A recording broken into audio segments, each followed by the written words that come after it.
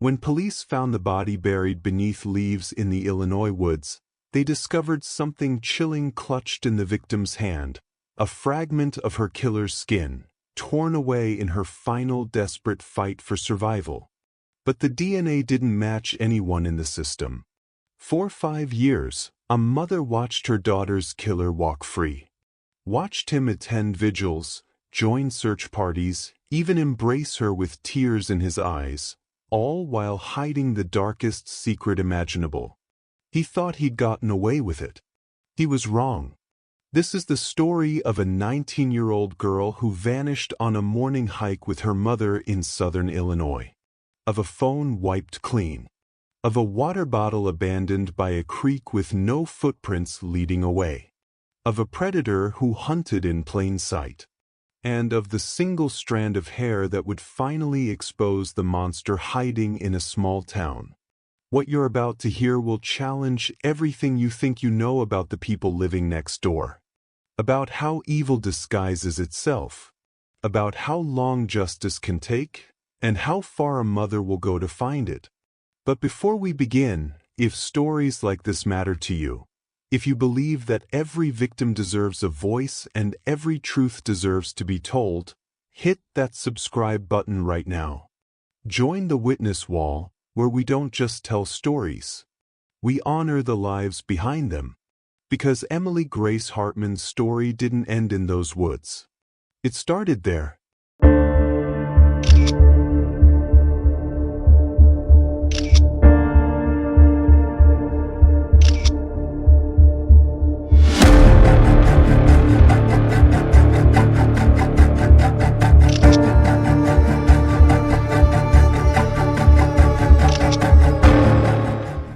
The photograph sat on the mantel, catching the morning light through half-drawn blinds. A girl with dark hair pulled back in a ponytail, her smile wide and unguarded, standing at the edge of a forest trail with her arms stretched toward the sky. Her eyes held everything: hope, youth, the kind of fearlessness that comes from never knowing how quickly the world can turn. That photo was taken at 9:47 a.m. on a Saturday morning in June at the Shawnee Hills Nature Preserve in southern Illinois. By sunset, she was gone. The woman sitting before it now barely recognized herself in the reflection of the glass. Her hair had turned gray in patches. Her hands, once steady, trembled when she reached out to trace the edges of the frame. Outside, car doors slammed. Voices murmured. The flicker of camera flashes bled through the curtains like distant lightning.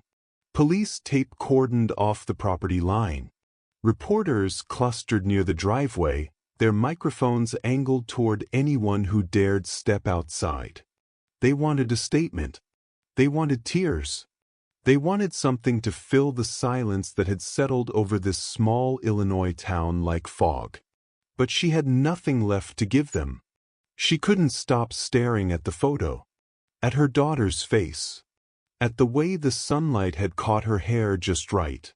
At the fact that in just a few hours, everything they'd built together, every bedtime story, every scraped knee bandaged, every whispered secret, would collapse into a single, unbearable question.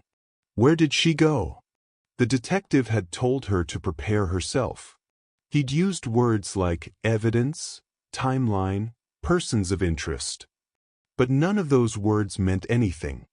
None of them brought her daughter back through the front door, laughing about how she'd gotten lost on the trail and had to follow the creek back. None of them explained why her phone went straight to voicemail. None of them made sense of the silence. She remembered the weight of her daughter's head on her shoulder the night before. The way she'd smiled when she talked about her boyfriend. The plans she'd made for college in Carbondale. The dreams she'd whispered into the darkness, believing they had all the time in the world. But time had run out. And now, all that remained was this photograph, frozen in a moment before everything shattered. The mother closed her eyes and pressed her palm flat against the glass, as if she could reach through it and pull her daughter back. as if she could rewind the day and make different choices. Stay home. Cancel the hike. Hold on tighter. But the glass stayed cold beneath her hand. And outside, the reporters kept waiting. They'd been hiking that trail since her daughter was 7 years old. It started as a way to escape the noise of everyday life, the arguments, the stress, the weight of being a single mother trying to hold everything together. The Shawnee Hills Nature Preserve was an hour's drive north from their home in Marion, Illinois, tucked between two ridges where the air smelled like pine and damp earth. They'd go every few months, sometimes more. It became their ritual, their sacred space. Just the two of them and the quiet. Her daughter had loved it from the first time they'd gone. She'd run ahead on the trail, pointing out birds and wildflowers, collecting smooth stones from the creek. As she grew older, the hikes became less about exploration and more about conversation. They'd talk about school, boys, fears she didn't want to share with anyone else. The mother learned to listen for what wasn't said, the pauses, the sighs, the way her daughter's voice would shift when something bothered her. That Saturday morning in June, when her daughter suggested they go, the mother had hesitated. She'd been tired. Work at the county hospital had been overwhelming. There were errands to run, bills to sort through. But her daughter had looked at her with those bright eyes and said, "Come on, Mom. It's been forever. Just a few hours." And so she'd agreed. They left at 8:30. Her daughter wore her favorite hoodie, navy blue with a faded logo across the chest. She'd tied her hair back loosely, strands already escaping around her face. She was humming as she climbed into the passenger seat, scrolling through her phone. The mother glanced over at her. "You okay?" Her daughter looked up, surprised. "Yeah. Why? You seem distracted." A small smile. "I'm fine, Mom. Just tired." But there was something in her voice. A hesitation. A flicker of something the mother couldn't name. She'd meant to ask more. Meant to press. But her daughter had already turned her attention back to her phone, fingers moving quickly across the screen. A text conversation. The mother caught glimpses of the messages as she drove, short responses, emojis, someone named Jay. "Is that him?" she asked. Her daughter blushed. "Yeah. Everything good with you too?" The pause. Then, "Everything's fine." But the way she said it felt wrong. Like a door closing. The mother let it go. She told herself it was just teenage emotions. Growing pains. Her daughter was 19 now, on the edge of adulthood, figuring out who she was. She didn't need her mother hovering over every conversation, every relationship. Still, the unease stayed. They reached the trailhead just after 9:30. The parking lot was nearly empty, just two other cars. One was a silver sedan with Indiana plates. The other was an older pickup truck, faded blue paint and a cracked windshield. Her daughter stepped out and stretched, breathing in the cool morning air. "God, I miss this." The mother smiled. "Me too." They started up the trail together, side by side at first. The path was familiar, winding through dense trees, over roots and rocks, the sound of the creek somewhere off to the left. Birds called from the canopy. The sunlight filtered through the leaves in thin, golden beams. Her daughter walked ahead after a while, like she always did. She had her phone out, taking pictures of the trees, the sky, herself. She turned back and grinned. "Come on, let's get one together." The mother joined her. Her daughter held the phone up, angling it to capture both their faces with the forest behind them. She pressed the button. That was the last photo. Her daughter laughed and checked the screen. "Perfect. I'm posting this." The mother watched her type a caption. Watched her hit share. watched her slip the phone back into her pocket. "Love you, Mom," her daughter said, glancing back with a smile. "Love you too, sweetheart." And then she turned and kept walking, her figure disappearing around the bend. The mother followed, slower now. Her legs ached. Her mind wandered. She thought about work on Monday, about groceries, about how fast her daughter had grown up. She didn't notice the silence at first. Didn't notice that the bird song had stopped. Didn't notice that the forest felt different, heavier, somehow. Like something was watching. By the time she realized her daughter wasn't ahead of her anymore, it was already too late. The trail wound deeper into the preserve, narrowing as it climbed. The mother's breath came harder now, her legs burning with each step. She called out, her voice carrying through the trees. "Hey! Slow down." No answer. She wasn't worried yet. Her daughter did this sometimes, wandered ahead, got caught up in taking pictures or checking her phone. She'd always circle back eventually. The mother kept walking, her eyes scanning the path ahead.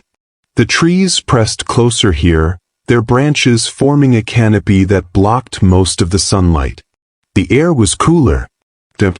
She could hear the creek now, louder than before, rushing somewhere off to the right. She rounded a bend and stopped. The trail split into two paths, one continuing upward, the other veering sharply down toward the water. There were no signs, no markers, just two dirt paths disappearing into shadow. "Which way did you go?" she muttered, pulling out her phone. No signal. She tried calling anyway. The line rang twice, then went to voicemail. "Hey, it's me. Leave a message." The sound of her daughter's voice sent a chill through her. She hung up and tried again. Same result. The mother stood there, left or right, up or down. She chose the upward path. It felt right. Her daughter always liked climbing higher, finding vantage points where she could see the whole valley spread out below. The trail grew steeper, rockier. Her shoes slipped on loose gravel. She grabbed onto trees to steady herself, her palms scraping against rough bark. "Sweetheart? Where are you?" Still nothing. She reached a clearing, a flat stretch of ground overlooking a steep drop. The view was stunning. Rolling hills covered in green, the creek glinting silver far below. But her daughter wasn't there. The mother's chest tightened. She turned and hurried back down, taking the other path this time. This one sloped sharply, winding through thick underbrush. Branches snagged at her clothes. Her breath came in short gasps. The creek appeared suddenly, wide and fast-moving. The water was clear but deep, rushing over smooth stones. The mother stopped at the edge, scanning both directions. "Hello." Her voice echoed back at her, distorted and hollow. She noticed something then, a shape near the water's edge, half hidden beneath a fallen branch. A water bottle. The mother's heart dropped. She stumbled forward and picked it up. Blue plastic. A sticker on the side. An old cartoon character her daughter had loved as a kid. It was hers. The mother looked around wildly, turning in every direction. "Where are you? Answer me." The forest stayed silent. She pulled out her phone again. Still no signal. Her hands shook as she tried to think. Her daughter wouldn't just leave her water bottle. She wouldn't wander off without saying something. Unless something was wrong. The mother started walking along the creek, calling out every few seconds. Her voice grew hoarse. Her throat burned. She checked behind trees, under bushes, anywhere her daughter might have fallen or gotten hurt. But there was nothing. Just the water. Just the trees. Just the crushing, suffocating silence. She didn't know how long she searched. Minutes blurred into an hour. The The sun shifted overhead, casting long shadows. Her phone still had no signal. Her legs trembled from exhaustion.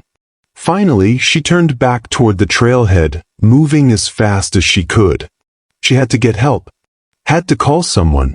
When she reached the parking lot, her car was still there, but the other two vehicles were gone. She fumbled for her keys, climbed inside, and drove until her phone buzzed back to life. 3 bars. She pulled over and dialed 911, her voice breaking as she tried to explain. My daughter, she's missing. We were hiking at Shawnee Hills. I can't find her. Please, you have to send someone. The operator's voice was calm, professional. What's your location, ma'am? The mother gave the name of the preserve, the trailhead, everything she could remember. The operator assured her help was on the way. But as she sat there, gripping the steering wheel, staring at the forest that had swallowed her daughter whole, one thought kept looping through her mind. Why didn't I hold on tighter? The first responders arrived within 30 minutes. 2 patrol cars from the Williamson County Sheriff's Department and a ranger vehicle pulled into the lot, their lights flashing against the trees. The mother stumbled out of her car, her legs weak, her face pale. She tried to explain, tried to make them understand, but the words came out broken and scattered. She was just ahead of me. I looked away for a minute, maybe 2, and then she was gone. The officers exchanged glances. One of them, a younger man with a buzz cut, stepped forward. How long has she been missing, ma'am? I don't know. 2 hours? 3? I've been searching. I found her water bottle by the creek, but we're going to find her. Can you show us where you last saw her? The mother nodded, though her body felt like it might collapse at any moment. She led them back up the trail, retracing her steps. Her voice was raw from calling out her daughter's name. Her hands wouldn't stop shaking. They reached the spot where the trail split. The officer knelt down, examining the ground. Which way did she go? I don't know, the mother whispered. I thought she went up, but her bottle was down by the water. Another officer spoke into his radio, calling for additional units. We need search and rescue. Missing person. 19-year-old female. Last seen approximately 2 to 3 hours ago at Shawnee Hills Nature Preserve. The words hit her like a punch. Missing person. As if her daughter had simply disappeared into thin air. More vehicles arrived. Volunteers from Marion and the surrounding towns. Search dogs from the Illinois State Police. By the time the sun began to dip toward the horizon, there were over 20 people combing through the preserve. They spread out in lines, calling her daughter's name, checking every trail, every clearing, every shadowed corner of the woods. The mother followed them, refusing to sit still. She couldn't. Every second that passed felt like a betrayal, like she was failing her daughter all over again. One of the volunteers found the water bottle where she'd left it. They bagged it as evidence. Another team followed the creek downstream, searching for any sign of her. Nothing. As darkness fell, they brought in floodlights.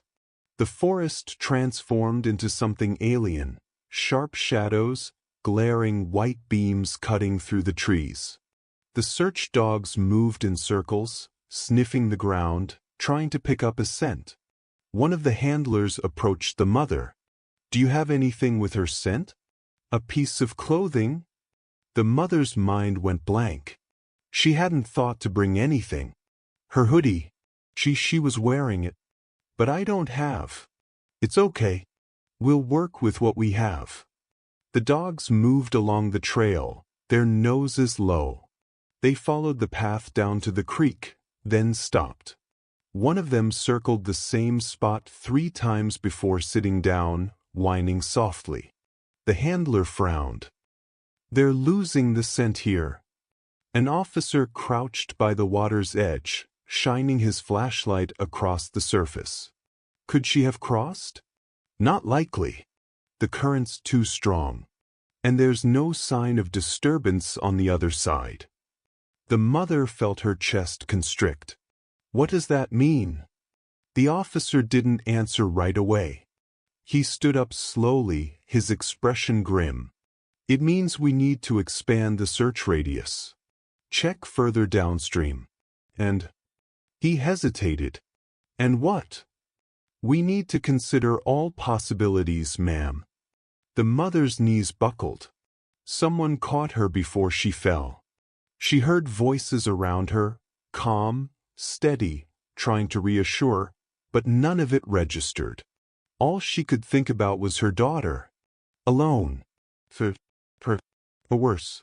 By midnight, they'd covered most of the preserve. Every trail. Every accessible area. The dogs had found nothing beyond the creek.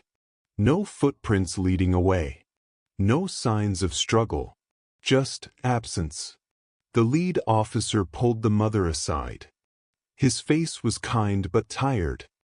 "Ma'am, I need you to go home. Get some rest. We're going to keep searching through the night, but you need to take care of yourself." "I can't leave. What if she comes back? What if she's calling for me and I'm not here? We have people stationed at the trailhead. If she comes back, we'll know immediately. But right now, you need to trust us to do our job." The mother wanted to argue, wanted to scream, but her body had nothing left. She let them lead her back to her car. Let them follow her home to Marion to make sure she arrived safely. The house was dark when she pulled into the driveway. Empty. She sat in the car for a long time, staring at the front door, unable to move. Inside, everything was exactly as they'd left it. Her daughter's shoes by the entrance. Her jacket draped over the back of a chair. The coffee mug she'd used that morning, still sitting on the counter. The mother sank onto the couch and waited. Waited for the phone to ring. Waited for the door to open. Waited for her daughter to walk in, laughing about how she'd gotten turned around on the trail and had to find her way back in the dark. But the phone stayed silent. And the door stayed closed. And as the first light of dawn crept through the windows, the mother realized with a hollow, sickening certainty, nothing would ever be the same again. The calls started before sunrise. Friends, neighbors, people she barely knew from Marion and the surrounding communities. All of them asking the same questions. Have they found her? Is there any news? What can we do? The mother couldn't answer. She sat by the phone, her hands wrapped around a cold cup of coffee she couldn't bring herself to drink. Every time it rang, her heart lurched. Every time, it was someone else offering condolences she didn't want. Prayers she couldn't accept. Her daughter wasn't dead. She was just missing. There was a difference. There had to be. The detective arrived mid-morning. A woman in her 40s with sharp eyes and a no-nonsense demeanor. She introduced herself as Detective Sarah Brennan from the Illinois State Police Major Crimes Unit, though the name barely registered. "I need to ask you some questions," she said, sitting across from the mother at the kitchen table. "I know this is difficult, but the more information we have, the better chance we have of finding her." The mother nodded, though her throat felt too tight to speak. "When was the last time you saw your daughter?" "On the trail. Around 10, maybe 10:15. She was ahead of me. She always walks faster." "Did she seem upset? Distracted?" The mother hesitated. "She was quiet. On the drive up, she was texting someone." "Do you know who?" "Her boyfriend. Think. She called him Jay." Detective Brennan made a note. "What's his full name?"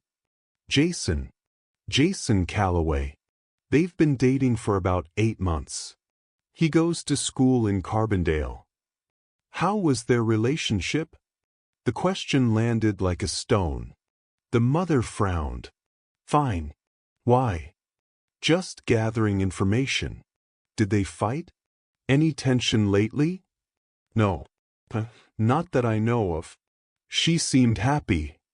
But even as she said it, the mother remembered the hesitation in her daughter's voice that morning. The way she'd looked at her phone. The quick deflection when asked if everything was okay. Detective Brennan asked more questions. About her daughter's friends. Her habits. Whether she'd ever run away before. Whether there was anyone who might want to hurt her. The mother answered mechanically, her mind elsewhere. She kept replaying the hike. Kept trying to pinpoint the exact moment things went wrong. Had her daughter said something she'd missed? Had there been a sign, something she should have noticed? Mrs. Hartman? The mother blinked. I'm sorry. What? I asked if your daughter had her phone with her. Yes. She always does. We've been trying to ping it, but it's either off or out of range. Do you know her passcode? No. She never told me. Detective Brennan nodded. We'll work on getting into it. In the meantime, we've issued a statewide alert across Illinois. Her photo's been distributed to every law enforcement agency in the region. We're also coordinating with the media. The more people who know she's missing, the better. The mother nodded numbly. By afternoon, Marion had transformed. Volunteers gathered at the community center, organizing search parties. Flyers appeared on every street lamp, every storefront window. Her daughter's face stared back at her from everywhere, smiling, hopeful, frozen in time. The mother walked through it all in a daze. People hugged her, told her they were praying, promised they'd find her. But their eyes said something different. That night, she lay in her daughter's bed, clutching one of her pillows. It still smelled like her vanilla shampoo and something faintly sweet. The mother pressed her face into it and let herself break. The sobs came hard and violent, tearing through her chest. She cried until she couldn't breathe. Until her ribs ached. Until there was nothing left. When she finally stopped, the silence felt worse. She thought about the last words they'd exchanged. Love you, Mom. Love you too, sweetheart. She thought about all the things she'd never said. The conversations they'd never have. The future that was slipping away with every passing hour. The search dogs had lost the scent by the creek. The officers had found no footprints leading away. No signs of struggle. Just her daughter's water bottle, abandoned by the water's edge. It didn't make sense. People didn't just vanish. But as the hours stretched into days, the mother began to understand something she'd never wanted to accept. Sometimes they did. And sometimes they never came back. By the third day, Marion no longer felt like home. News vans from Chicago, St. Louis, and even national networks lined the streets. Reporters camped outside her house, their cameras pointed at her windows like predators waiting for movement. The mother stopped answering the door. Stopped looking outside.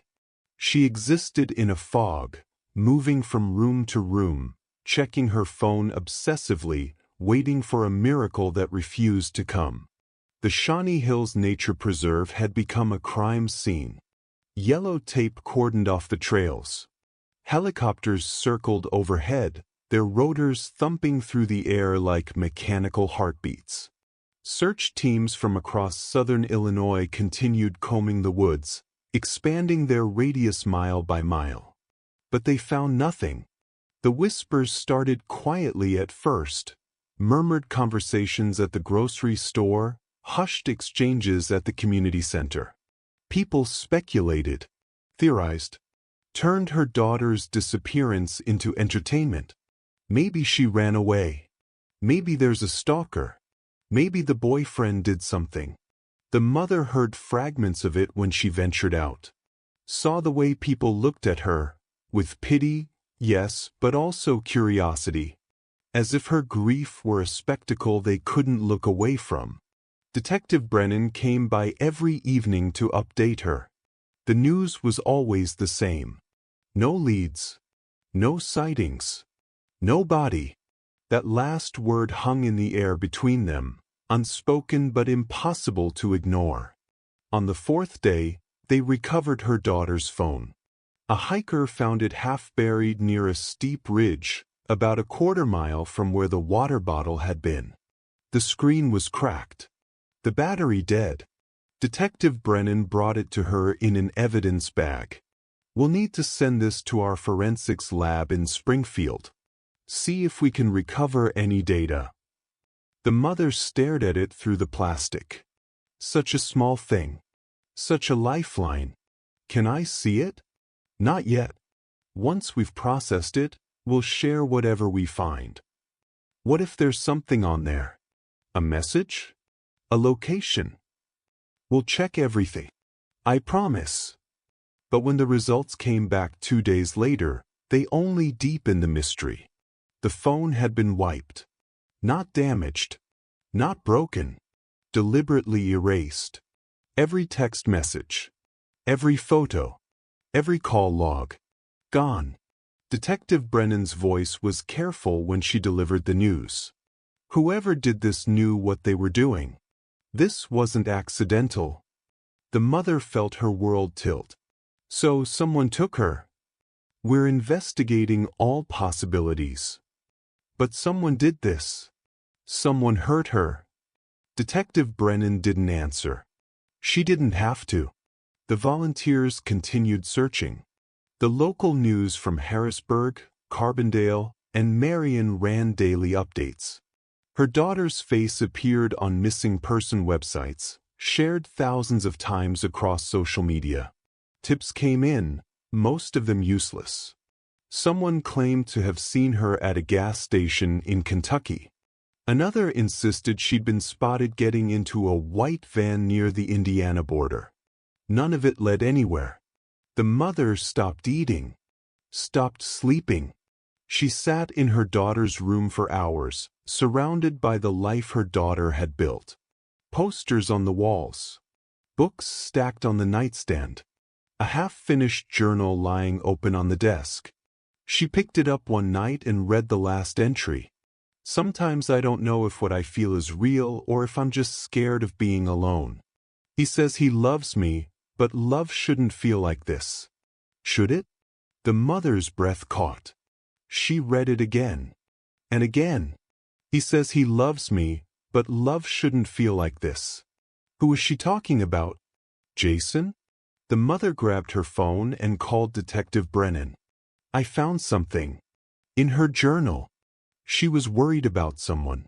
About a relationship. "I'll be there in 20 minutes. When the detective arrived, the mother handed her the journal with shaking hands.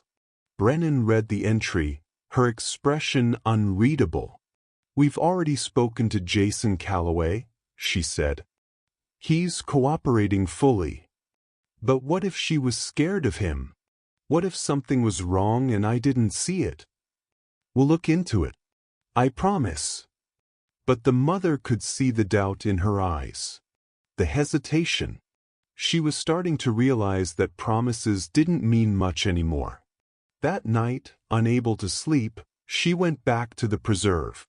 She wasn't supposed to. The trails were still closed.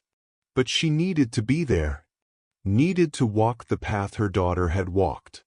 Needed to feel close to her, even if it was only in memory. The forest was different at night. Darker. Quieter. Her flashlight beam cut through the blackness, illuminating trees that seemed to lean in too close. She followed the main trail, her footsteps echoing softly. When she reached the spot where the path split, she stopped. This was where she'd lost her. This was where everything changed. She stood there for a long time, listening to the sound of the creek rushing somewhere in the distance. The wind moved through the leaves overhead, a low, mournful whisper. And then she heard something else. Footstep. The mother spun around, her flashlight sweeping across the trees. Hello. Nothing. Her heart pounded. Who's there? Silence. She started walking back toward the trailhead, faster now. The footsteps followed, not close but present, just out of sight. She broke into a run. When she reached the parking lot, gasping for air, she turned back one last time. The forest stood still, empty, watching. But she knew someone had been there. Someone was still there. And they were waiting. Jason Calloway showed up at the vigil on the 5th night. The mother hadn't planned to attend.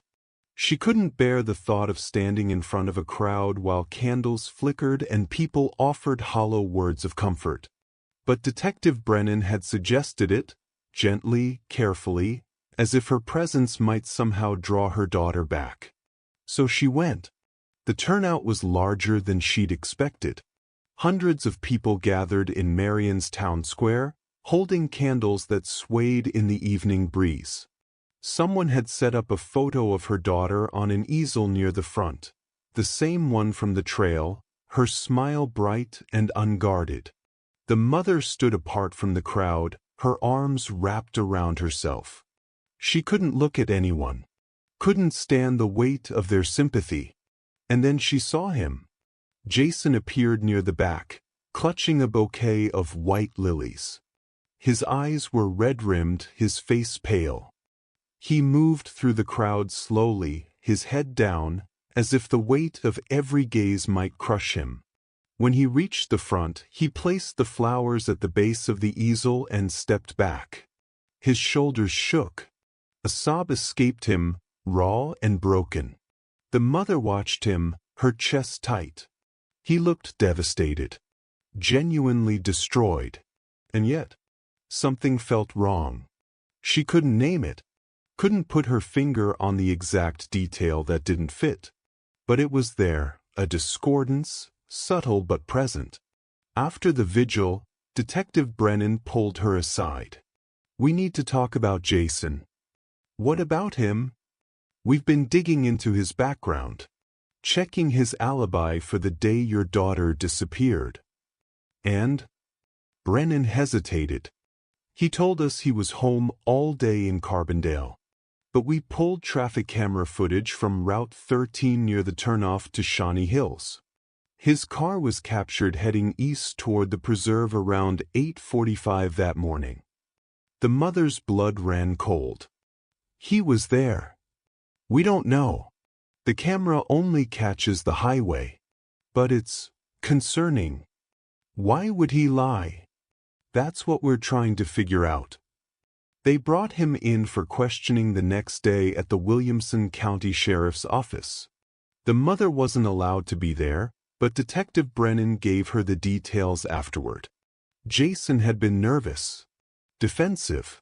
He'd insisted he hadn't gone to the preserve, that the camera must have caught someone else's car. But when pressed, he'd admitted he'd been driving around that morning, just clearing his head, he said. Thinking. About what? Brennan had asked. About us. About her. Were you two having problems? A long pause. Then, we'd been fighting. Nothing serious. Just stress. What were you fighting about? Another pause. Longer this time. She wanted space. Said she needed time to think.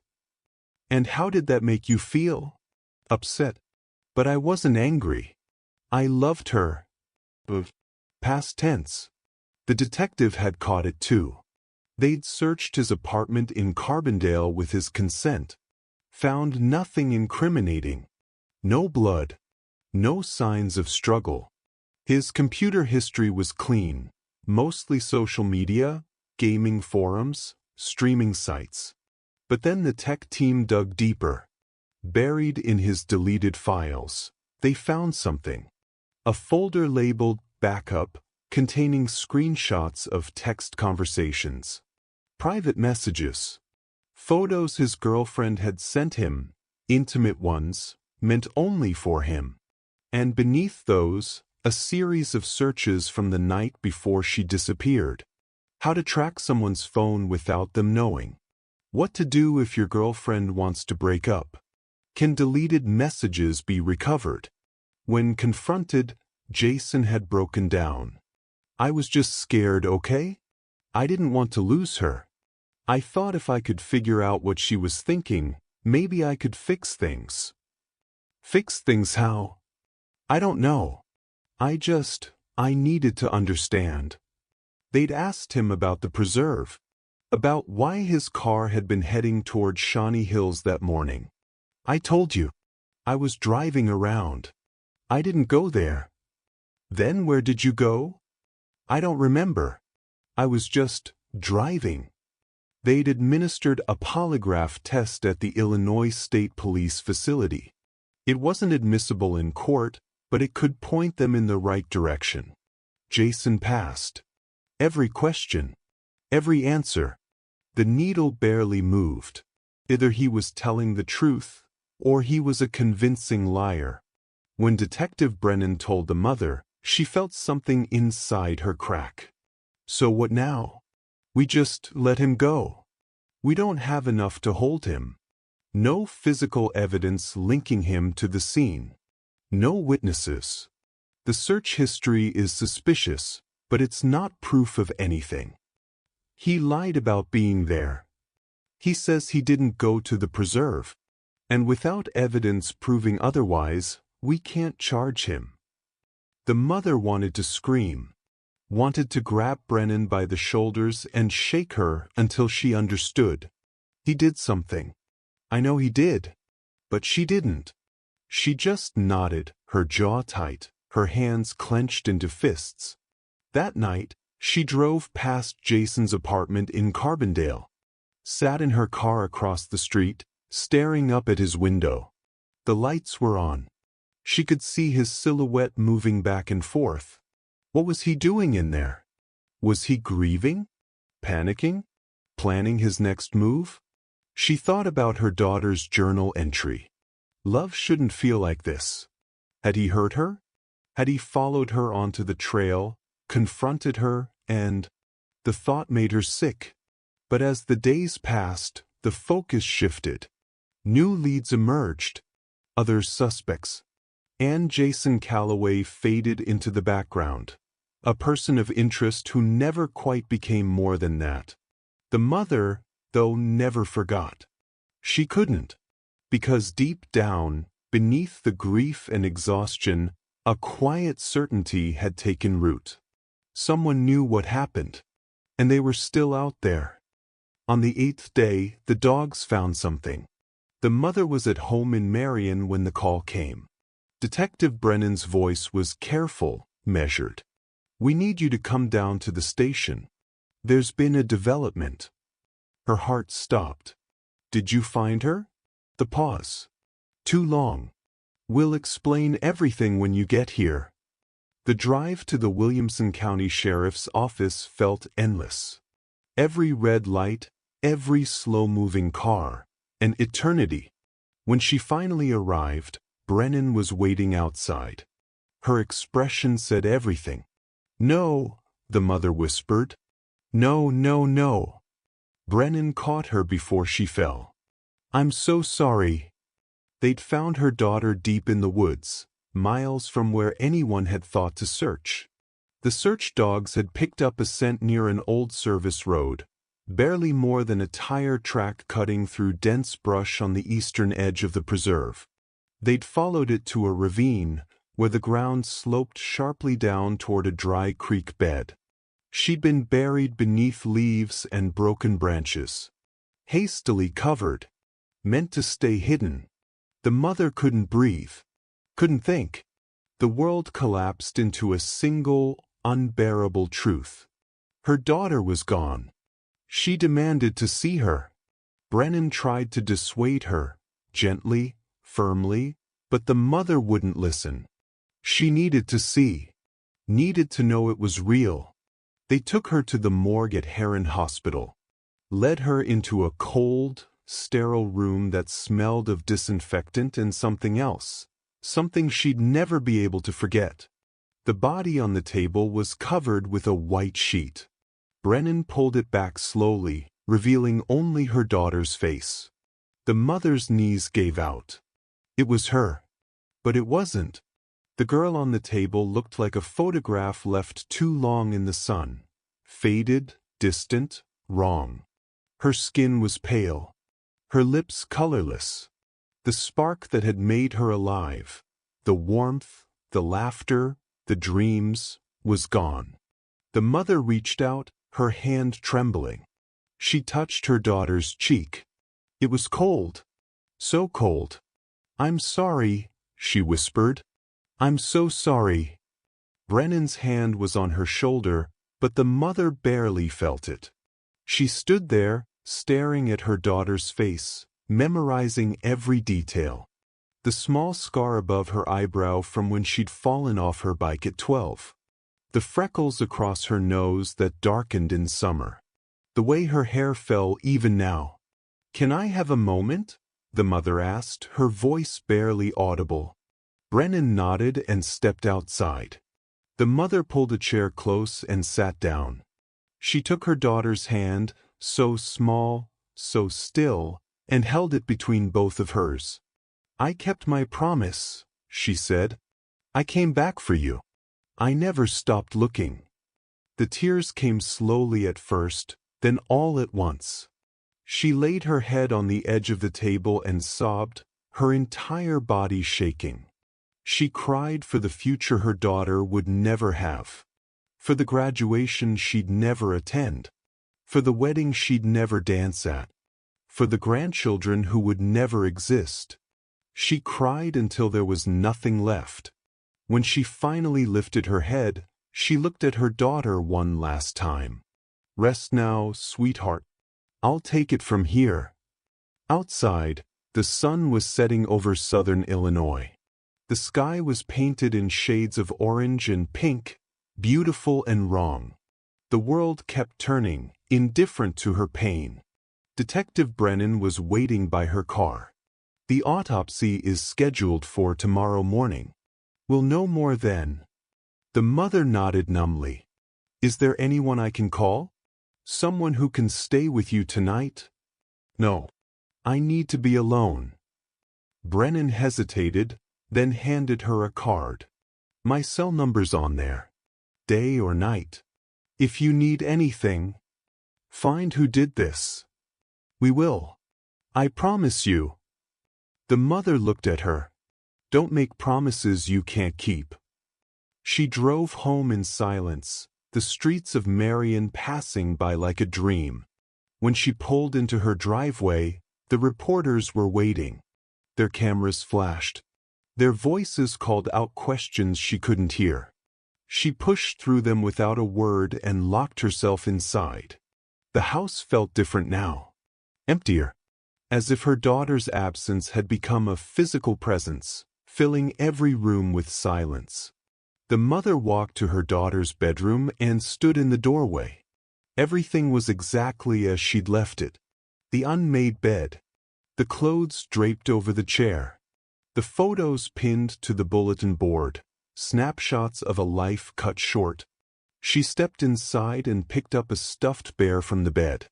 Her daughter had slept with it every night until she was 14. She'd been embarrassed by it, but she'd never thrown it away. The mother pressed it to her chest and sank onto the bed. That night, she didn't sleep.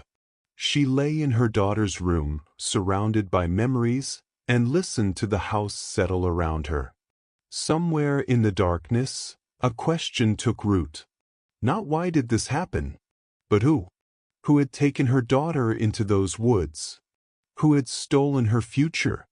Who had left her buried beneath leaves and branches, as if she were nothing? The mother's grief began to harden into something else. Something colder. Something that wouldn't rest until it had answers. The autopsy results came back 3 days later. Detective Brennan delivered them in person, sitting across from the mother at the kitchen table. Her voice was professional, but her eyes held something deeper, anger, maybe, or sorrow. The cause of death was blunt force trauma to the head. Multiple strikes. She also had defensive wounds on her hands and forearms. The mother's stomach turned. She fought back. Yes. She fought hard. How long? How long was she out there?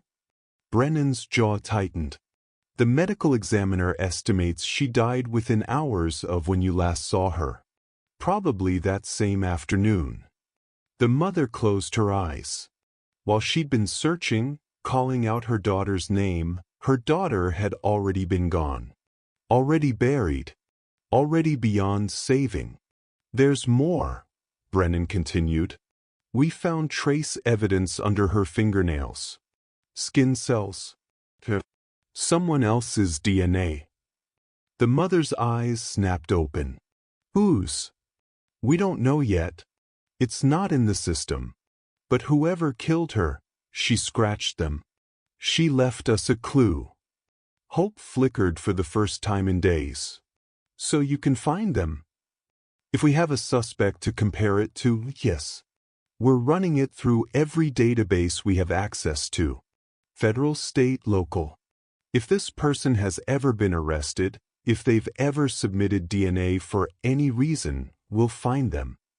But days passed, and the DNA didn't match anyone. Not Jason Calloway.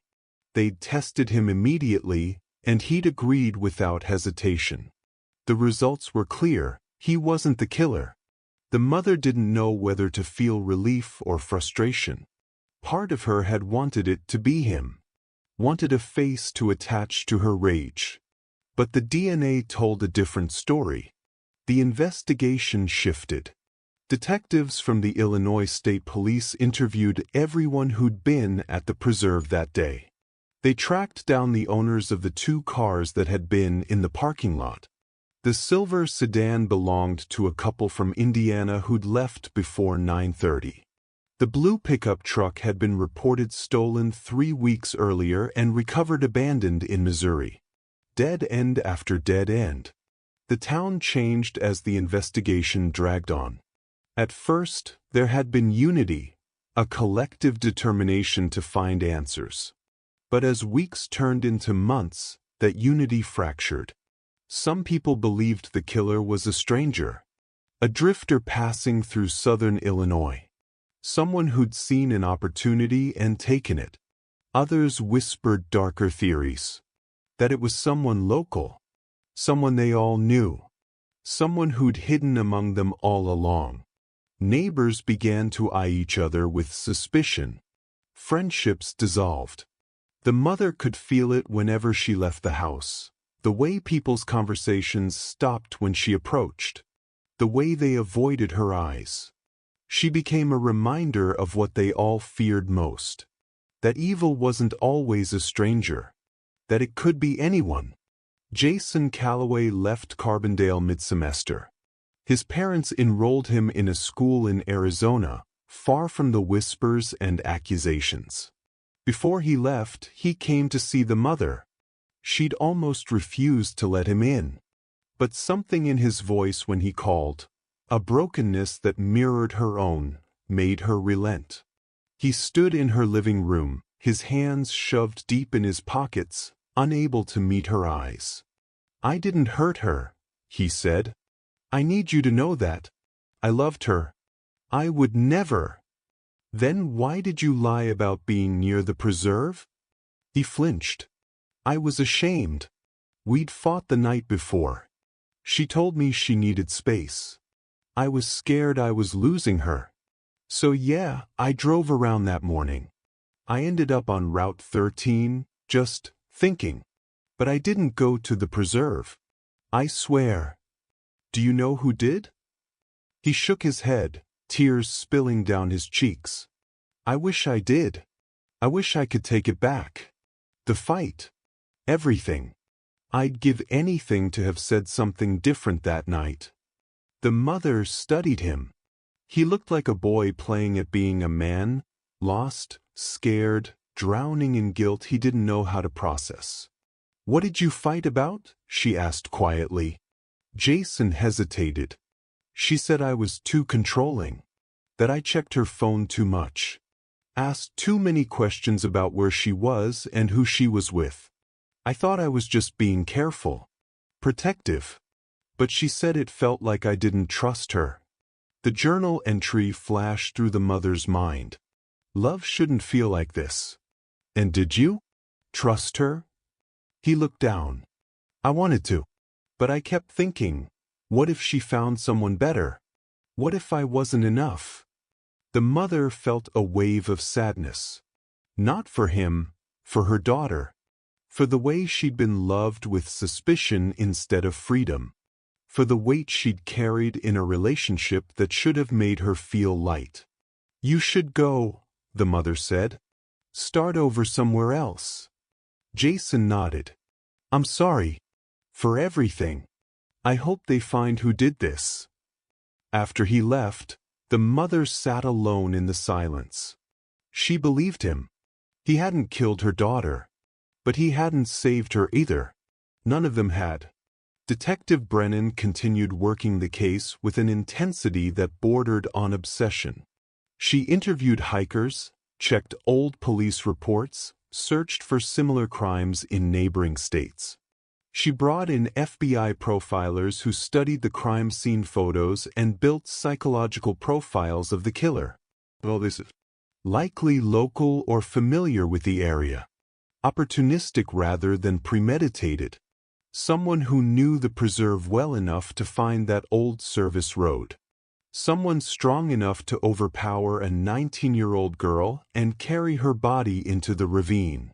But profiles didn't give them a name. The mother threw herself into advocacy work. She couldn't sit still. Couldn't accept that her daughter's case might go cold. She started a foundation, Justice for the Lost, focused on missing and murdered women in Illinois. She organized awareness campaigns, lobbied for better funding for cold case units, spoke at vigils for other families drowning in the same nightmare. She became a voice for the voiceless. But at night, alone in her house, she was still just a mother who'd lost her daughter. The first year passed. Then the second. The third. The case grew cold. Leads dried up. The media moved on to newer tragedies. The volunteers stopped calling. Even Detective Brennan's visits became less frequent, though she never stopped working the case behind the scenes.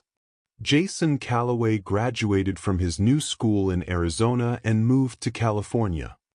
The mother heard through mutual acquaintances that he'd gotten engaged.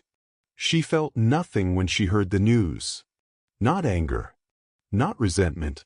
Just a hollow sort of acknowledgement that life went on for everyone except her. The town slowly returned to normal. The preserve reopened. People hiked the trails again, though many avoided the eastern section where her daughter had been found. The mother visited the site often. She'd hike in alone, carrying a single white flower, and lay it at the spot where her daughter's life had ended. She'd sit there for hours, talking to her daughter as if she could hear, telling her about the foundation, about the families they were helping, about the difference her death, unbearable as it was, had made. But she never stopped asking the question that haunted her. Who did this? By the 5th year, she'd almost given up hope of ever knowing. And then, one morning, her phone rang. Detective Brennan's voice was different. Urgent. Almost breathless. Mrs. Hartman? I need you to sit down. We've found something. The mother's hand tightened around the phone. What is it? The DNA. We got a hit. Everything stopped. Who? I'm coming to see you. I'll be there in an hour. But Mrs. Hartman, this changes everything. The mother waited by the window, watching the street. Every car that passed sent her heart racing. Every sound made her turn. 5 years. 5 years of waiting, searching, demanding answers. And now, finally, they had one. When Detective Brennan's car pulled up, the mother was already at the door. Brennan looked older than she had 5 years ago. Lines had deepened around her eyes. Her hair had more gray. But there was something else too, a fire that hadn't been there in months. Purpose. She sat down at the kitchen table and pulled out a folder. The cold case unit has been systematically retesting evidence from unsolved crimes across Illinois using new DNA technology, she began. It's been slow work, but we've been making progress. 3 weeks ago, we submitted your daughter's case for reanalysis. The mother leaned forward, and the DNA we recovered from under her fingernails, we got a match. To who? Brennan's expression hardened. A man named Marcus Webb, 43 years old, lived in Marion at the time of your daughter's death. He was a contractor, married, no criminal record, nothing that would have put him in the system back then. The name meant nothing to the mother. How did you get his DNA now?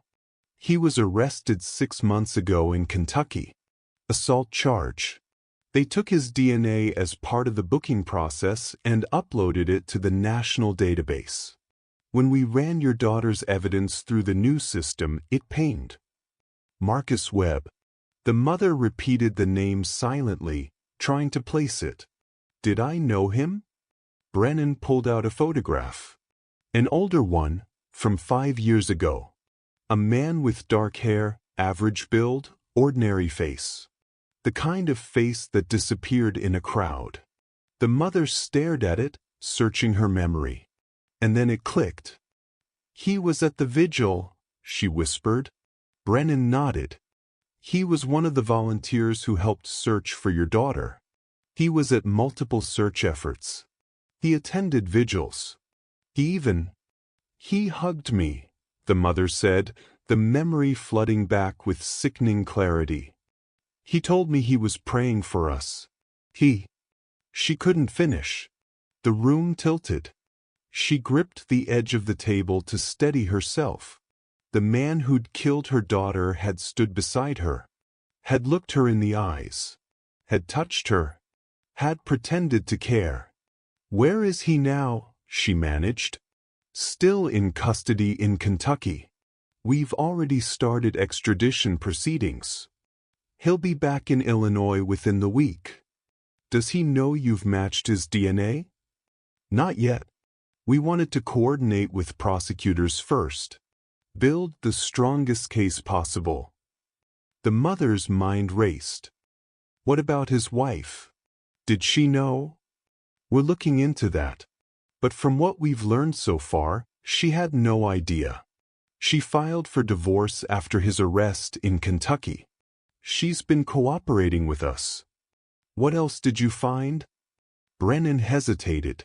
We executed a search warrant on his old property. He sold the house 3 years ago, but we were able to get access. We found something hidden in the crawl space. She pulled out another photo. A necklace. Silver with a small heart-shaped pendant. The mother's breath caught. That's hers. I gave that to her for her 16th birthday. We also found a journal. His journal. Mrs. Hartman, I need to prepare you. It's disturbing. He documented fantasies about women he'd seen around town. Your daughter was mentioned specifically, multiple times. The mother felt bile rise in her throat. He was stalking her. It appears so. We're also looking at other unsolved cases in the region. There are similarities. You think he killed others? We don't know yet, but we're investigating every possibility.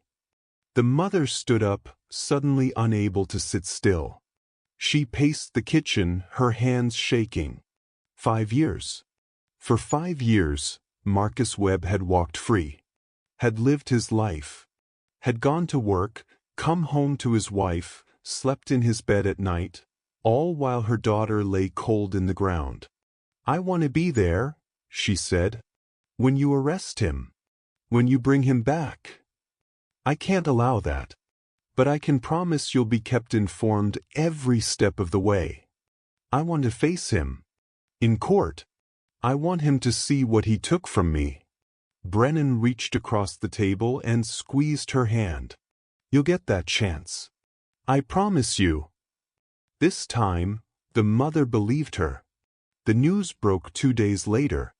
Arrest made in 5-year cold case. The media descended on Marion once again. But this time, the mother didn't hide. She stood in front of the cameras and spoke clearly, her voice steady despite the storm raging inside her. "For 5 years, I've waited for this moment. For 5 years, I've carried my daughter's memory and demanded justice. Today we're one step closer. But this isn't just about my daughter. This is about every missing person, every unsolved case, every family still waiting for answers. We don't forget. We don't give up. And we don't stop until the truth comes to light." The clip went viral. It was shared across Illinois, across the country. The mother became a symbol, not of victimhood, but of relentless pursuit of justice. Behind the scenes, prosecutors built their case. The DNA evidence was irrefutable. The journal entries were damning. And as they dug deeper into Marcus Webb's life, more evidence emerged. Photos on his old computer, women taken without their knowledge. Dozens of them. Some at parks. Some at shopping centers. Some at the very preserve where her daughter had died. He'd been hunting, and her daughter had been in the wrong place at the wrong time. When they showed the mother the full extent of what they'd found, she felt something inside her shift. The grief that had consumed her for 5 years began to transform into something sharper. Something focused. This wasn't just about her daughter anymore. This was about making sure Marcus Webb never hurt anyone again. The preliminary hearing was scheduled for 3 months later. The mother prepared herself mentally, emotionally. She knew it would be brutal. Knew she'd have to hear details she tried not to imagine. But she was ready.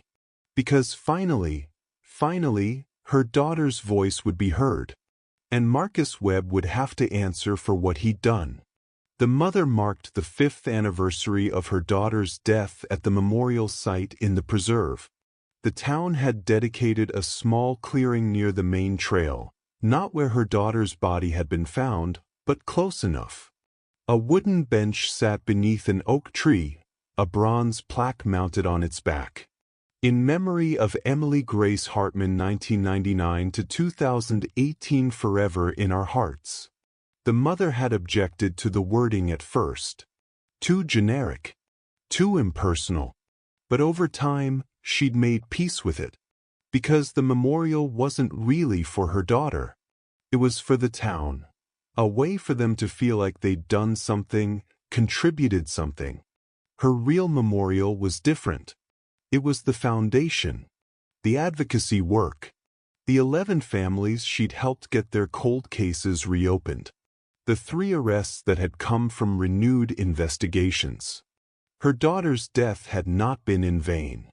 But it still hurt. Every single day. The mother sat on the bench, a single white flower in her lap, and watched the morning light filter through the leaves.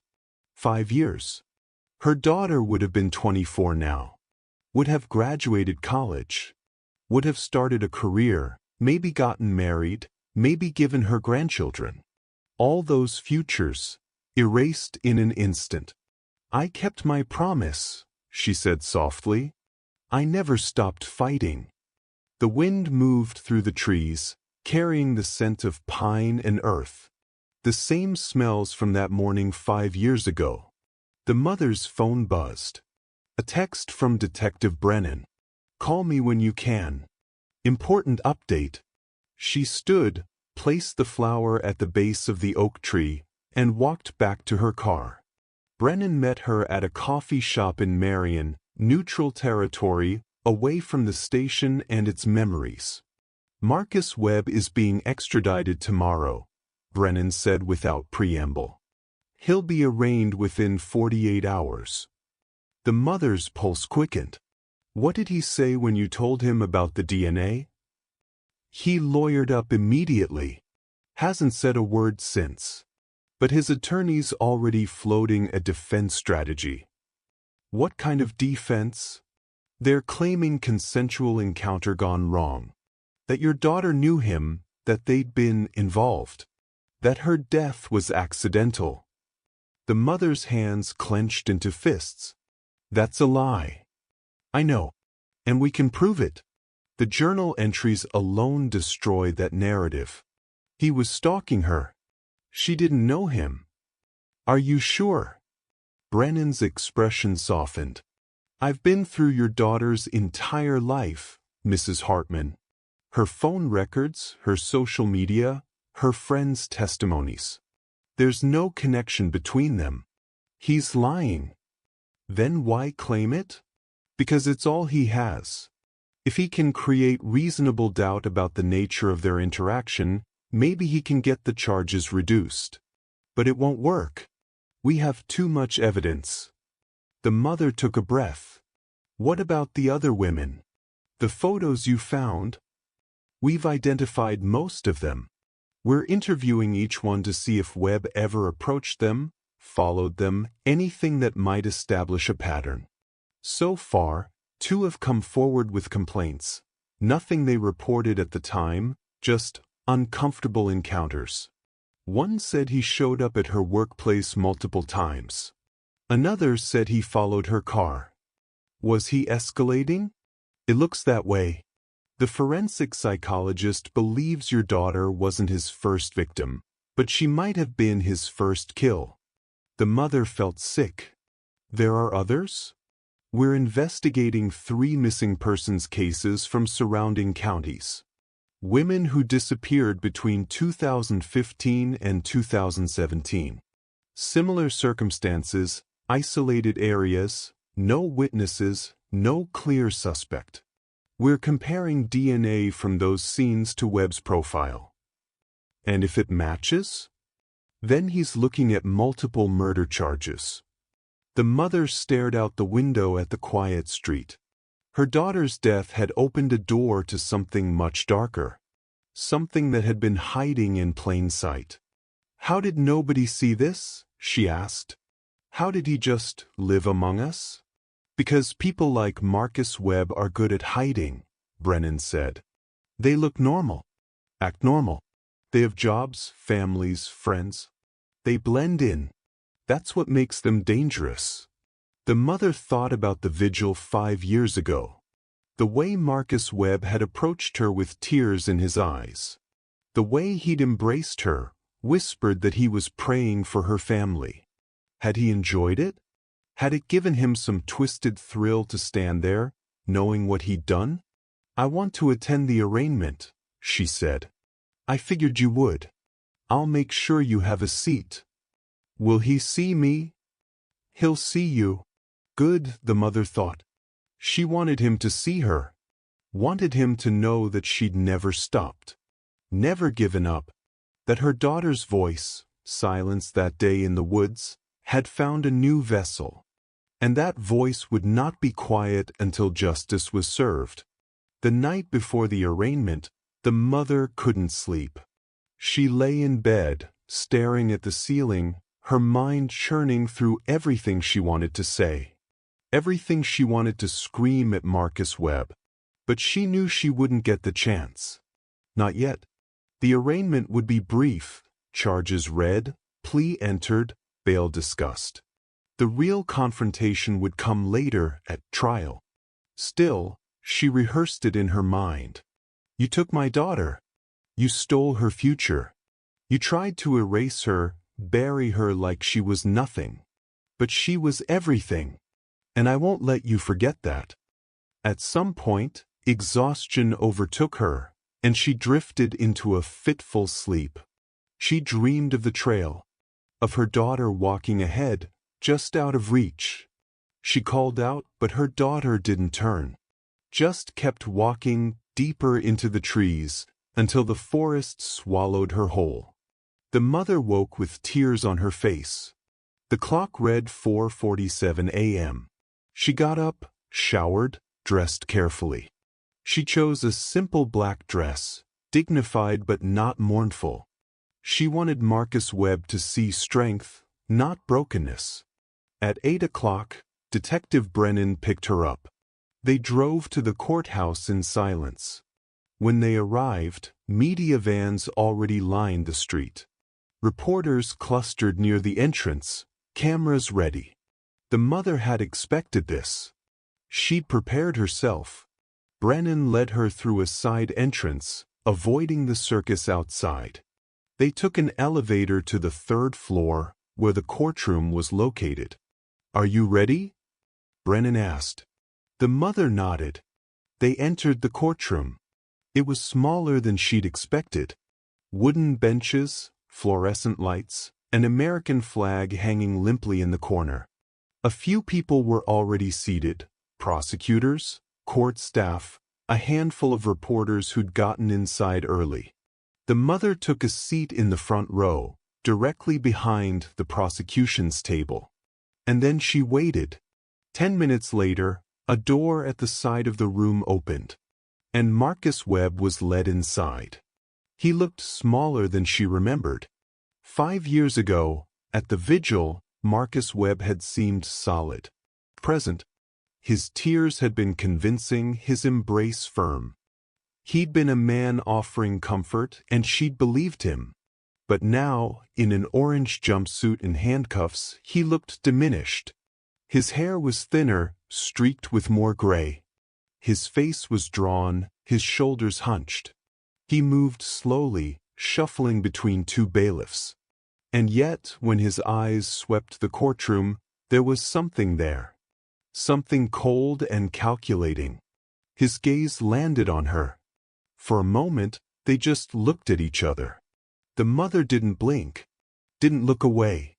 She wanted him to see her, to know that she was there, and she wasn't going anywhere. Something flickered across his face, recognition maybe, or fear. The judge entered, and everyone stood.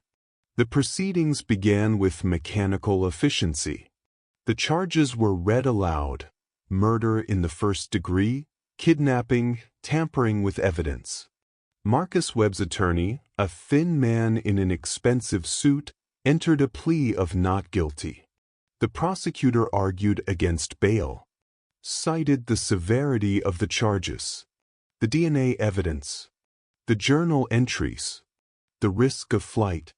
The defense argued that Webb had ties to the community, no prior record, and deserved the presumption of innocence. The judge listened impassively, then made his ruling. Bail is denied.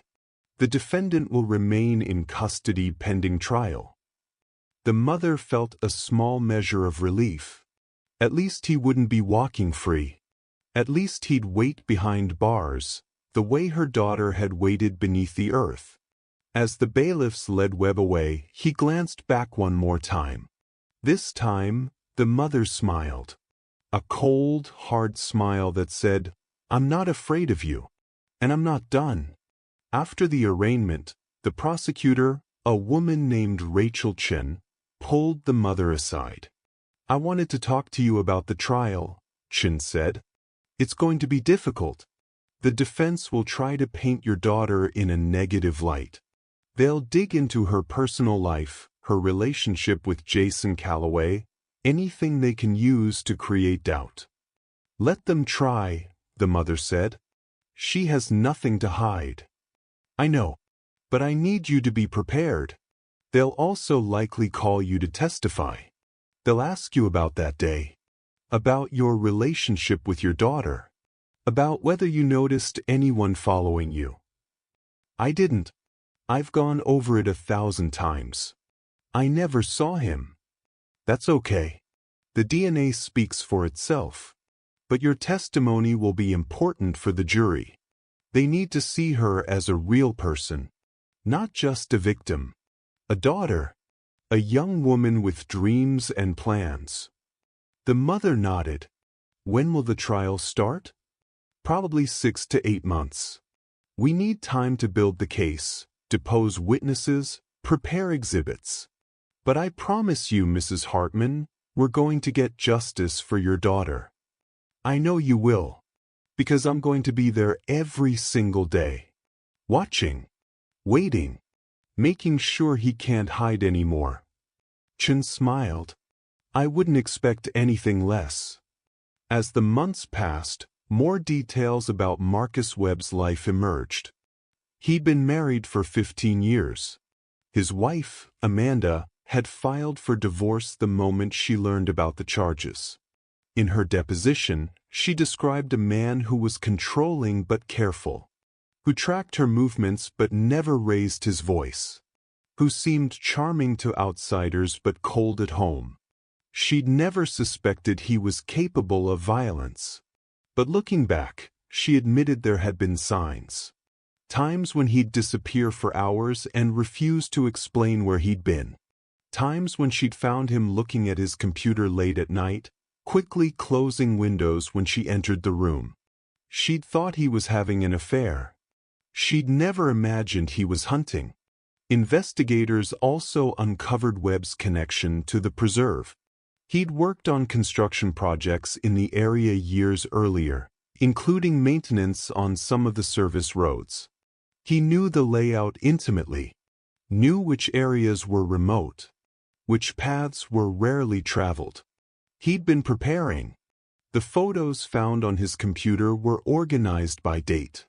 The earliest ones went back to 2014, 4 years before Emily's death. Dozens of women. Some taken at the preserve. Some at grocery stores, parks, shopping centers across southern Illinois.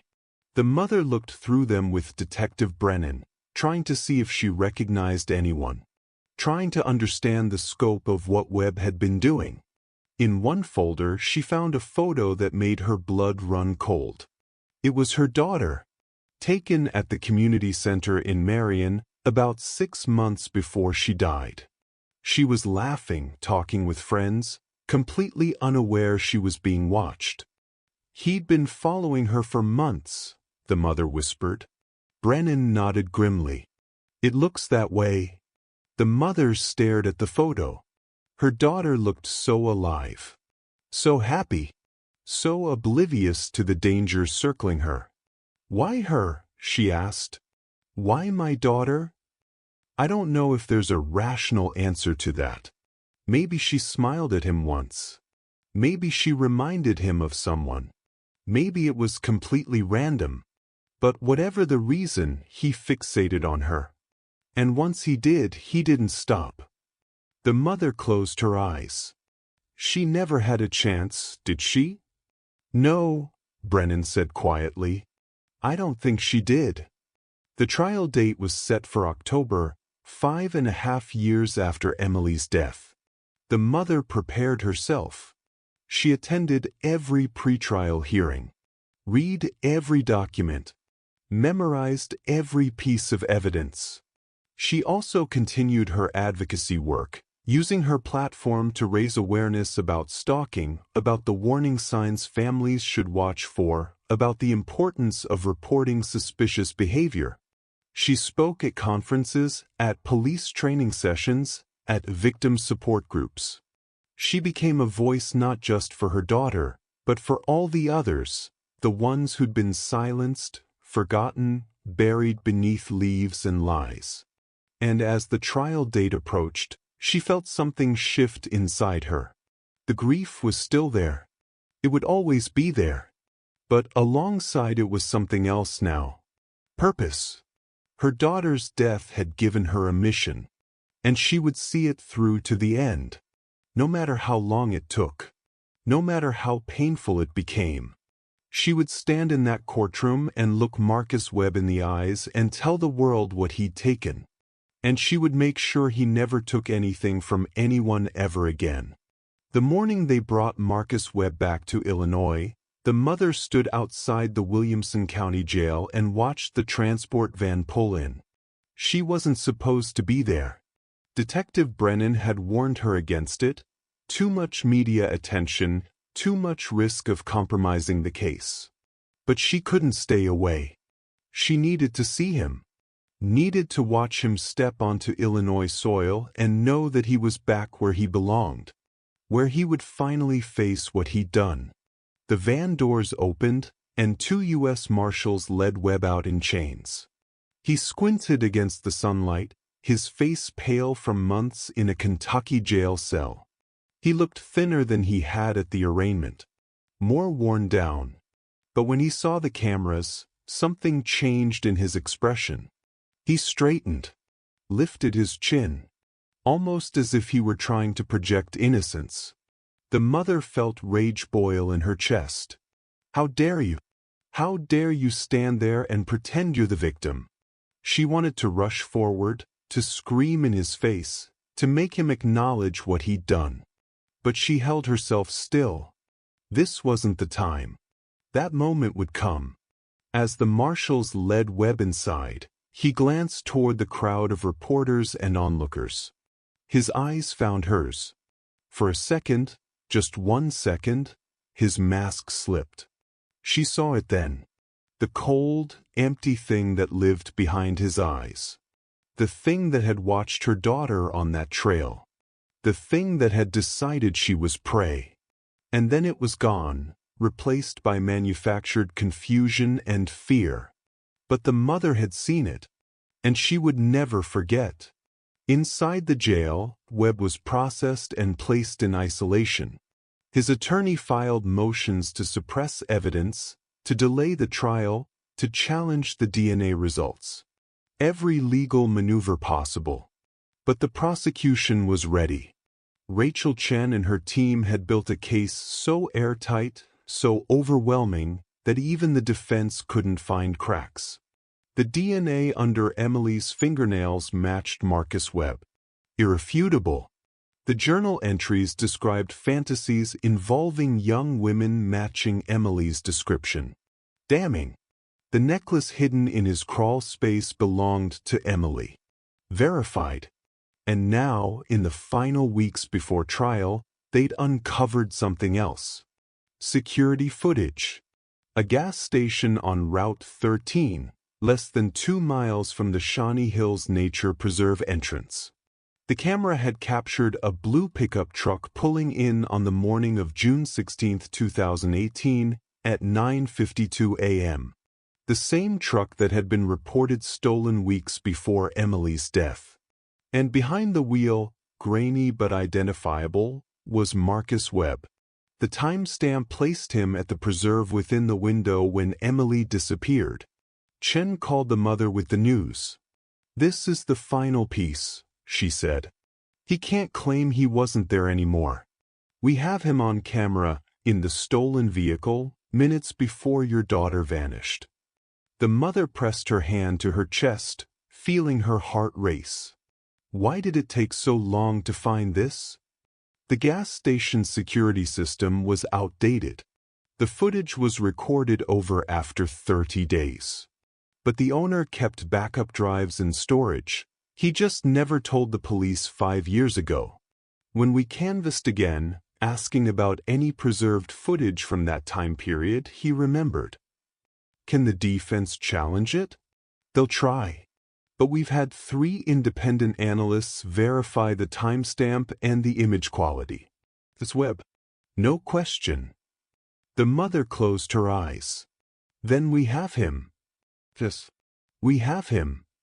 The prosecution also discovered something else in Webb's background, something that painted an even darker picture. In 2009, he'd been questioned in connection with a missing person case in Kentucky. A 21-year-old college student who disappeared after hiking alone in Red River Gorge. No charges had been filed. No evidence connected him. But his name had appeared in the investigation notes as someone who'd been in the area that weekend, working a construction job nearby. The student's body had never been found. Detective Brennan flew to Kentucky to review the old case files. She interviewed the original investigators, now retired. One of them remembered Webb clearly. He was cooperative, the former detective told Brennan. answered all our questions, seemed genuinely concerned about the missing girl. But there was something about him I couldn't shake. The way he talked about her, like he knew her. But when we checked, there was no connection. So we moved on. Brennan pulled the DNA from Emily's case and requested a comparison with any evidence from the Kentucky case. 3 weeks later, the results came back. Inconclusive. The Kentucky case had no viable DNA evidence to compare. But Brennan wasn't giving up. She expanded her search, every missing person case within a 200-mile radius of Marion between 2010 and 2018. Every unsolved murder involving young women. She found 2 more cases that raised red flags. A hiker in Missouri, 2015. Disappeared from a state park. Found 6 months later, badly decomposed. Cause of death, blunt force trauma. A college student in Indiana, 2016. Vanished after leaving a campus party. Body discovered in a wooded area 3 weeks later. Cause of death, strangulation. Both crime scenes had preserved DNA evidence. Both samples were sent to the lab for comparison with Marcus Webb's profile. The mother waited for the results with a mixture of hope and horror. Hope that they could give other families closure. Horror at the possibility that Webb had been killing for years, and no one had stopped him. While they waited, the trial preparation continued. The prosecution built their witness list. The medical examiner who'd performed Emily's autopsy. The forensic technician who'd processed the DNA. The gas station owner who'd provided the security footage. Detective Brennan, who would walk the jury through the entire investigation. And the mother herself. Chen prepared her carefully. They spent hours going over what she'd be asked, how to answer clearly without becoming emotional, how to handle cross-examination from the defense. They're going to try to rattle you, Chen warned. They'll suggest you weren't paying enough attention that day. That you can't be sure your daughter didn't know Webb. That maybe she'd met him before and never mentioned it. None of that's true. I know. But they'll try anyway. Just stay calm. Stick to what you know. Don't let them put words in your mouth. The mother nodded. She'd faced worse than a defense attorney. She'd faced 5 years of silence. 5 years of not knowing. 5 years of watching her daughter's killer walk free. She could face anything now. 2 weeks before the trial, the DNA results from the Missouri and Indiana cases came back. Positive match. Marcus Webb's DNA was found at both crime scenes. Chen called an emergency press conference. Marcus Webb is now facing 3 counts of first-degree murder, she announced to a packed room of reporters. Evidence has linked him to the deaths of Emily Hartman in Illinois, Jessica Crawford in Missouri, and Stephanie Mills in Indiana. We believe there may be additional victims, and we're working with law enforcement agencies across multiple states to investigate further. The room erupted with questions. The mother sat in the front row, watching Chen field them with professional precision. She thought about the other families, about Jessica Crawford's mother, about Stephanie Mills's father, about how they'd waited, just like her, for answers that seemed like they'd never come. They'd gotten those answers now. But like her, they'd learned that answers didn't heal the wound. They only explained it. Marcus Webb's attorney held his own press conference the next day. My client maintains his innocence, the lawyer said. The prosecution's case is built on circumstantial evidence and forensic findings that have been misinterpreted. Marcus Webb is not the monster they're portraying. He's a husband, a son, a member of this community who's being railroaded because the police needed someone to blame. The mother watched it on television and felt her jaw clench. Husband. He'd terrorized his wife for years. Son. His own mother had released a statement saying she no longer recognized the man her son had become. Community member. He'd hunted women in that community like they were prey. The lies were so brazen, so audacious, that they would have been laughable if they weren't so dangerous. But the mother knew the truth had a weight that lies couldn't match. And in less than 2 weeks, a jury would see that truth for themselves. The night before the trial began, the mother drove to the preserve one last time. She parked in the same spot she'd parked 5.5 years ago, walked the same trail, stood at the same place where she'd last seen her daughter alive. The forest was quiet, peaceful, as if nothing had ever happened here. But the mother knew better. Evil had walked these paths, had waited in these shadows, had stolen a life in these woods. And now, finally, it would answer for what it had done. She laid a white flower at the base of the memorial oak tree and whispered, "Tomorrow, sweetheart. Tomorrow we begin." The wind moved through the leaves, carrying her words away. And somewhere in the darkness, the forest held its breath. The courtroom was packed. Every seat filled. Reporters lined the back wall. Sketch artists sat poised with their charcoal pencils. The mother recognized faces from over the years, families she'd helped through her foundation, volunteers who'd searched for Emily, people from Marion who'd followed the case since the beginning. And there, at the defense table, sat Marcus Webb. He wore a suit, navy blue, pressed crisp. His hair had been cut, his face clean-shaven. His attorney had clearly worked to make him look sympathetic, harmless. But the mother knew what he was. Judge Morrison entered, and everyone stood. "Please be seated. We're here for the matter of the people of Illinois versus Marcus Anthony Webb. Is the prosecution ready?" Rachel Chin rose. "Ready, Your Honor." Defense. Webb's attorney stood. "Ready, Your Honor." "Then let's begin with jury selection." The process took 3 days. Potential jurors were questioned extensively. Had they heard about the case? Could they be impartial? Did they have strong feelings about circumstantial evidence? About DNA testing? The defense tried to strike anyone who seemed sympathetic to victims' families.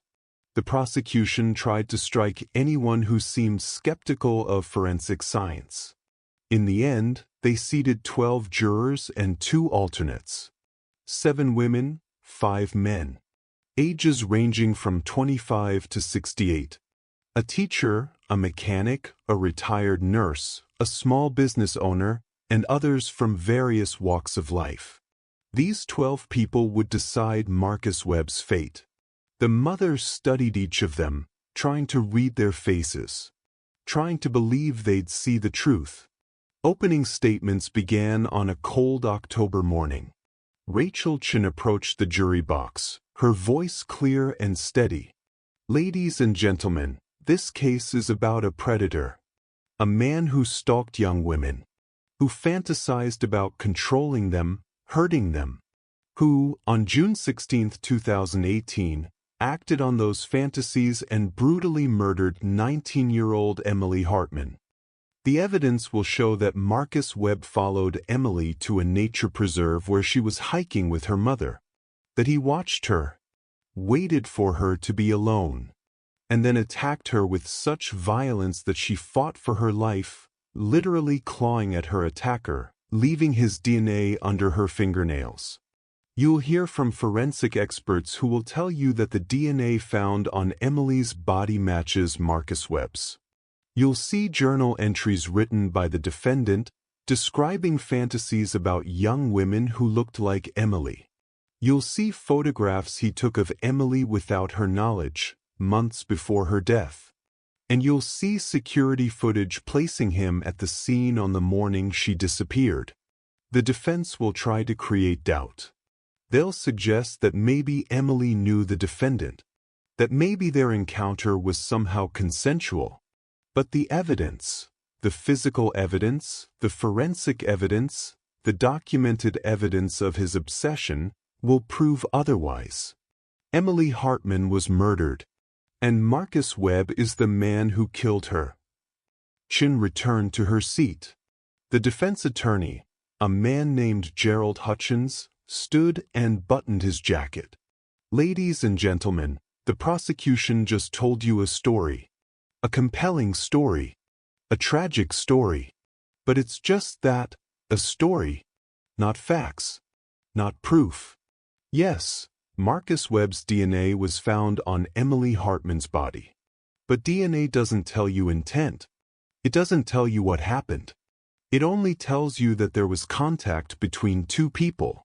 The prosecution wants you to believe my client is a monster. But they can't prove how Emily died. They can't prove my client intended to harm her. They can't even prove he was the last person to see her alive. What they have is circumstantial evidence, speculation, and a rush to judgment because they needed to close a case that had gone cold. Marcus Webb is innocent, and by the end of this trial, I believe you'll see that the prosecution simply hasn't met their burden of proof. The prosecution called their first witness, the medical examiner. Dr. Robert Kessler took the stand and described Emily's injuries in clinical detail. Blunt force trauma to the head, multiple strikes, defensive wounds on her hands and forearms.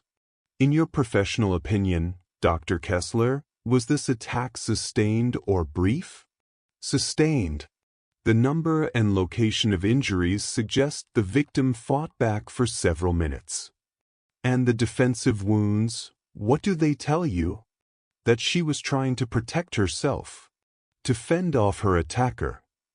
The defense cross-examined, trying to suggest the injuries could have come from a fall, from hitting her head on rocks. But Dr. Kessler was unshakable. The pattern of injuries is inconsistent with a fall. This was an assault. The forensic technician came next, explaining how DNA evidence is collected and analyzed. She walked the jury through the process of extracting DNA from under Emily's fingernails, showed them how the profile was compared to the database, confirmed the match to Marcus Webb. Is there any chance this could be a mistake? Chen asked. No. The probability of this DNA belonging to someone other than Marcus Webb is approximately 1 in 47 billion. A murmur ran through the courtroom. The defense tried to attack the handling of the evidence, suggested contamination, procedural errors. But the technician had documented everything meticulously, every step, every transfer, every analysis. The DNA evidence stood. Detective Brennan testified for an entire day. She walked the jury through the investigation from the beginning, the search efforts, the discovery of Emily's body, the years of dead ends and false leads, and then the breakthrough.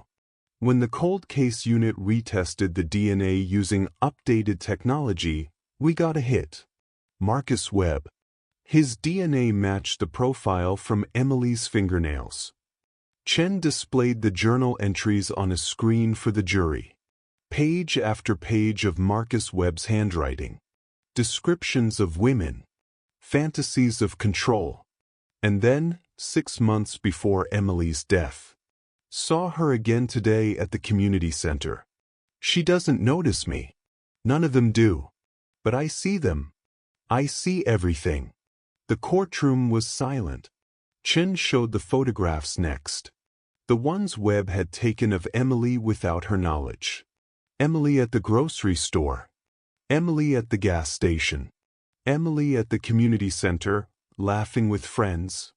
Emily at the preserve, on a previous hike, months before her death. He'd been watching her, Brennan said quietly. For months, he'd been following her, learning her patterns, waiting. The mother sat in the front row, tears streaming down her face. She'd known this, had seen the evidence. But hearing it presented this way, seeing her daughter's face on that screen, knowing Webb had been watching her, hunting her, it was almost unbearable. She felt a hand on her shoulder. Another victim's mother, sitting beside her. A silent gesture of solidarity. The mother took a breath and kept listening. The gas station security footage was played for the jury. Grainy, black and white, but clear enough. A blue pickup truck. The timestamp, 9:52 a.m., June 16, 2018. The driver's face, captured for just a few seconds as he looked toward the camera. Marcus Webb. This places the defendant at the preserve within minutes of when Emily disappeared, Chin said. The defense objected. Argued the image quality wasn't clear enough for positive identification. But the prosecution had brought in facial recognition experts who'd analyzed the footage. The measurements matched Webb's face. The probability of error was less than 1%. On the fifth day of trial, the prosecution called their final witness. The people call Mrs. Elizabeth Hartman. The mother stood, her legs shaking. She'd prepared for this, rehearsed it. But now, walking to the witness stand with Marcus Webb's eyes on her, she felt the weight of every moment since that June morning. She was sworn in and sat down. Rachel Chin approached gently. Mrs. Hartman, can you tell the jury about your daughter Emily? The mother looked at the jury. 12 faces watching her. She was kind, the mother said, her voice steady despite the tears. She was smart and funny and full of life. She wanted to be a teacher. She loved hiking, reading, spending time with her friends. She was my whole world. Tell us about June 16, 2018. The mother walked them through that morning. The drive to the preserve. The hike. The moment she realized Emily was gone. Did you see anyone else on the trail that day? Just a glimpse.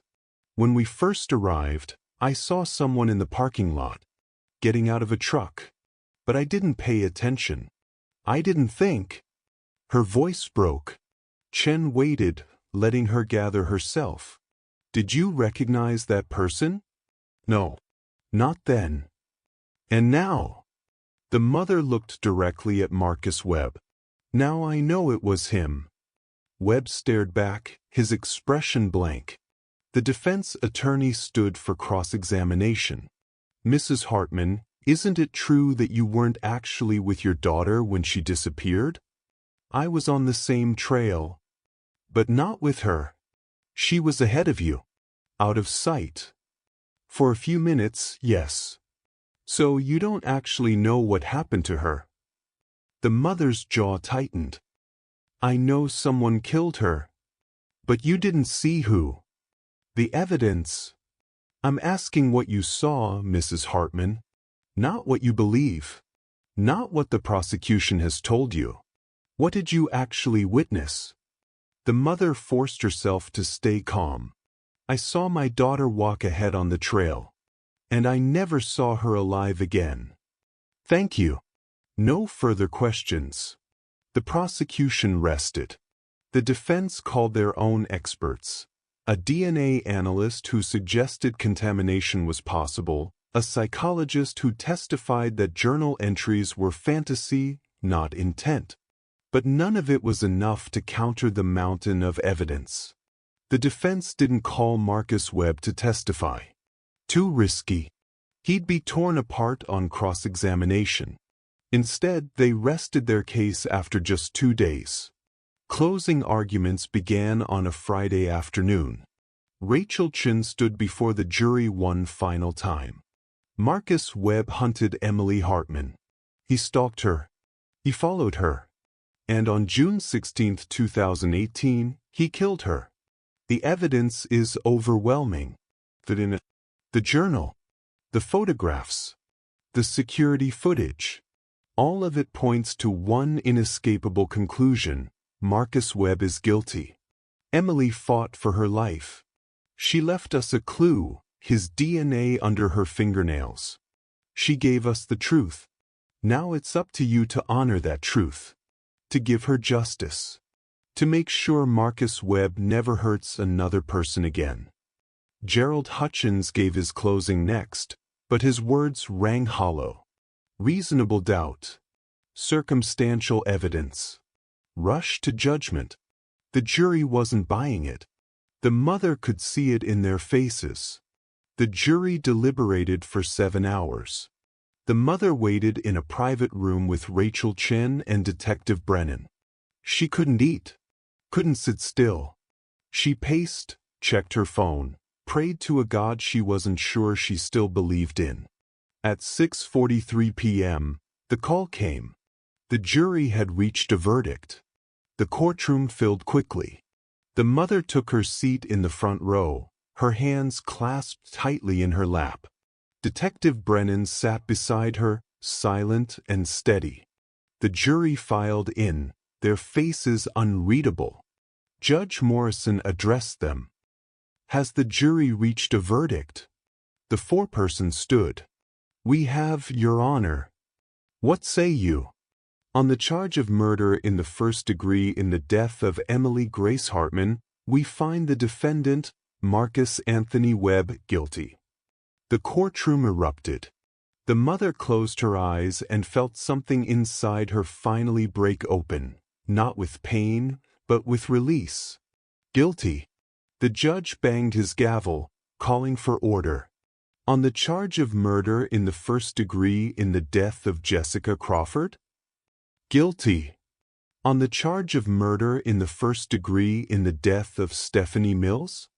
Guilty. The mother opened her eyes and looked at Marcus Webb. He sat motionless, staring straight ahead. No emotion. No reaction. Just emptiness. The judge set sentencing for 6 weeks later. The media surrounded the mother as she left the courthouse. Microphones thrust toward her. Questions shouted from every direction. She stopped on the steps and faced them. Today, justice was served. Not just for my daughter Emily, but for Jessica Crawford, Stephanie Mills, and every other woman Marcus Webb terrorized. This verdict doesn't bring them back. It doesn't heal the wounds. But it ensures that he can never hurt anyone again. I want to thank Detective Brennan, Prosecutor Chen, and everyone who never gave up on this case. And I want to say to other families still waiting for answers, don't stop fighting. Don't stop demanding justice. Your loved ones deserve to be remembered, and their voices deserve to be heard. She walked away, Detective Brennan at her side, and didn't look back. 6 weeks later, Marcus Webb was sentenced to life in prison without the possibility of parole.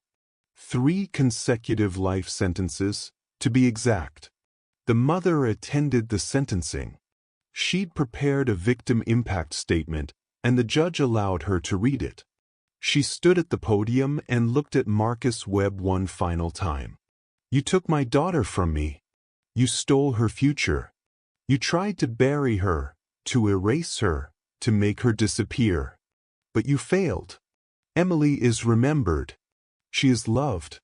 She is honored.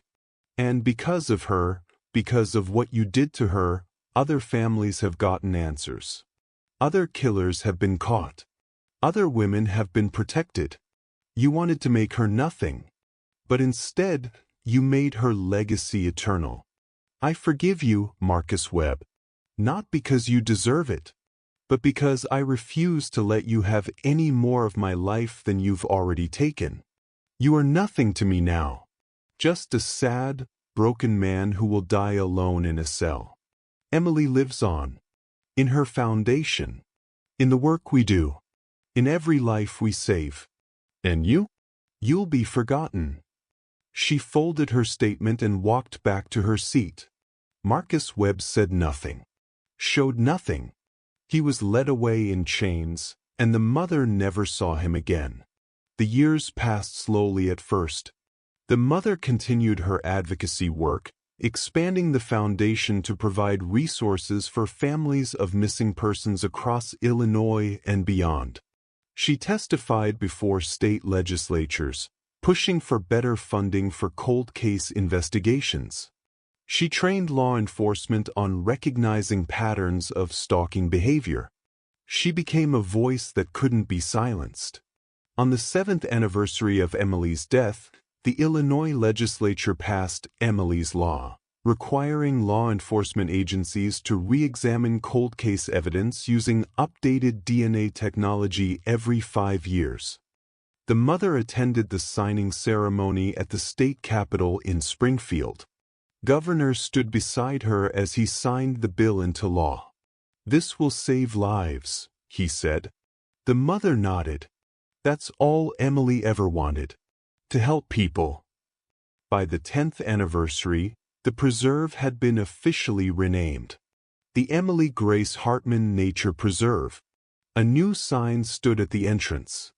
A larger memorial had been built near the main trail, not just a bench, but a small pavilion with plaques telling Emily's story and honoring the other victims. The mother visited every year on Emily's birthday. She'd hike the trail, slower now, her body older, but her spirit unbroken.